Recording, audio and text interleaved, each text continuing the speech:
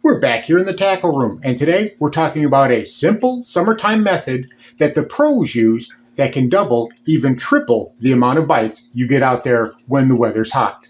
Stick around, you don't want to miss this one. Got him. That's a good one. That is a tank. Oh, that's a tank. Come, stay down, stay down, stay down, stay down. Ooh. Oh, that's a good one.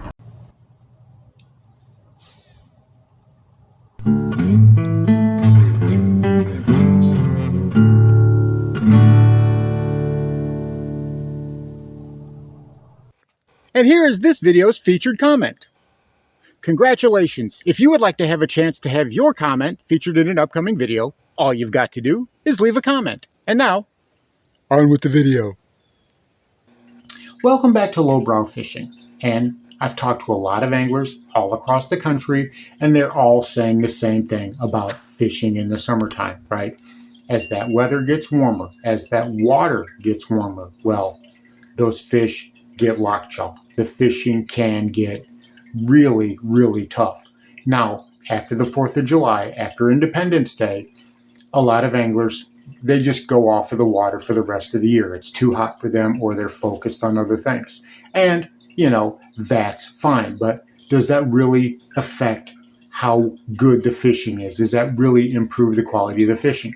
And, for the most part, it really doesn't, because there are so many other factors that tie into whether the fishing is good or isn't during the summertime. And today we're going to look at a simple method that the pros use. It's something that's so simple, and it's something that the pros do each and every time that they're out on the water. A lot of us, when we get out there, we make it overcomplicated for ourselves. We think too much, we act and we react too much. But we're going to look at a very simple system that I try to use whenever I'm out on the water. And I really had to work on this. This is something I really had to look into, because I'm probably the worst one for making things way too complicated for myself. So, and we're going to look at it. It's just 2 simple parts. And you're going to be surprised at just exactly how easy it is. But a lot of times, we as anglers, we forget how simple it can be, and we make things overcomplicated. So what's the first part? Well, first part, tip number 1 is use the right bait under the right situation. And I know what you're saying. You're saying, no duh, Lowbrow, we all know that. But how many of us are actually adhering to that, right? Whether, you're throwing a jerk bait, or whether you're throwing something like a popper, or even if you're throwing something, like a square bill. Are you throwing them because that's what you saw tied onto your deck? You're out there and you're just junk fishing, and you're hoping and begging for a bite. And it's been all day, it's been all week, and you're just trying to trigger something, right? Or are you thinking to yourself, there's a lay down over there. There's some submerged timber over there. I see how the water is. I see the current. I see the water, the clarity of it. I'm looking at the cloud cover. I'm looking at the conditions around me, and I'm picking the appropriate bait for the situation. Or are you just picking and throwing? See, now when pros, when they're picking up a bait off of the front deck of their boat, I guarantee you every single bait that they pick up has a purpose. Like we've said before, junk fishing with purpose. That is so paramount. It is so important. I know, it seems like it's just so simple, but we often forget it. I'm real bad about forgetting it. I'll get desperate, and I just want to get a bite. So I lose my focus. But what we really need to remember, what we really need to keep at the forefront of our mind, is that each bait has a purpose, right? I'm not going to be fishing a swim jig around riprap. I probably could, might even catch some fish, but that's not what a swim jig is designed for. If I have a bunch of flooded vegetation, do I really want to be reaching for a football jig during that? You have to find the right situation. Each bait has a particular situation that they work best in, and those are the types of baits that we want to use when we're encountering those situations. If we see if we see a lily pad field, if we see a grass flat, I don't think that we're going to be bringing out something like a lipless crank. as much as we will, that's when the swim jig comes out. A topwater frog, if you've got a flooded vegetation, a flat, and you want to work topwater, chances are you're not putting, a plopper style bait in that situation unless you want to get it all gummed up with grass. So it's something that the pros do. It's something that the pros know and they practice. It's something that we need to remember as well.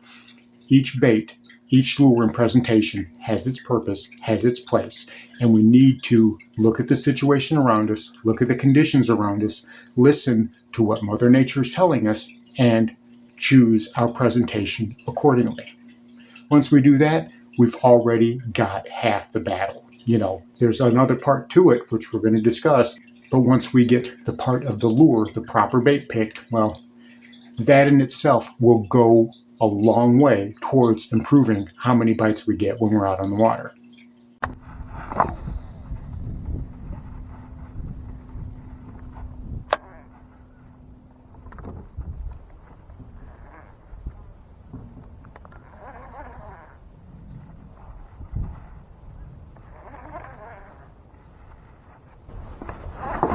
Got him.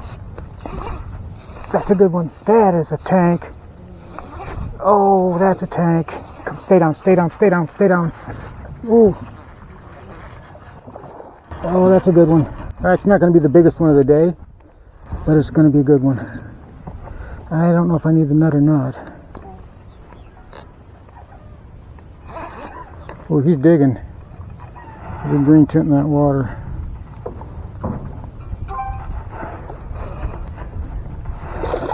Come here, you.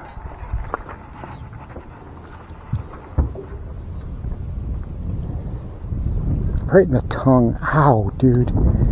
Well, your mama said you couldn't have that tongue piercing anyway. Now you got something to show her.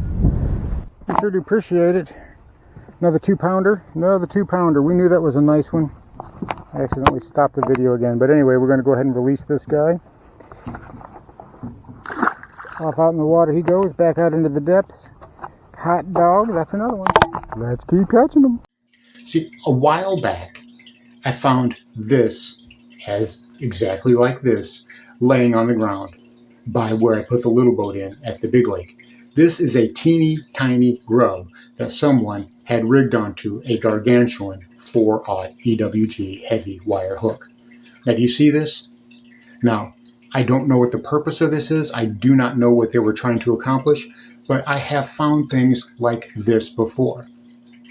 If you can catch a fish like that, I would really like to see it, because it's not going to be something that you can do consistently. And basically, that's the point I'm trying to make today. Being effective and efficient out on the water. That is the number one thing that the pros are doing when they're out on the water. They do everything with a purpose. Everything has a meaning. They're trying to make as many casts as they can during the day with the most efficient rods, reels, everything that's got, everything is for that job. Which brings us to the second part of what I was talking about, and that is making sure your casts, making sure that you're putting that bait where it needs to go, cast after cast after cast, that you're doing the presentation the right way.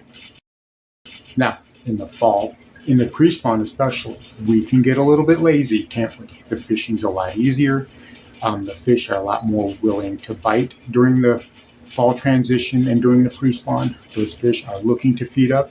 You can get away with being sloppy. In the summertime, now is hard mode. Now is when you have got to be on top of your game to get those fish to commit over and over and over again. That's why a lot of guys hang it up after the 4th of July through August and into September, because fishing right now is on hard mode. If you can consistently go out and catch fish in summertime, you can go out and you can catch fish all the rest of the year, and you'll be surprised, you'll be amazed at how much easier it is. So if you're flipping and you're skipping up under flooded brush, if you're skipping up under docks, if you're pitching and flipping, punching mats, you need to make sure that each and every single time you're making a cast, you're putting it exactly where that bait needs to go, time and time again.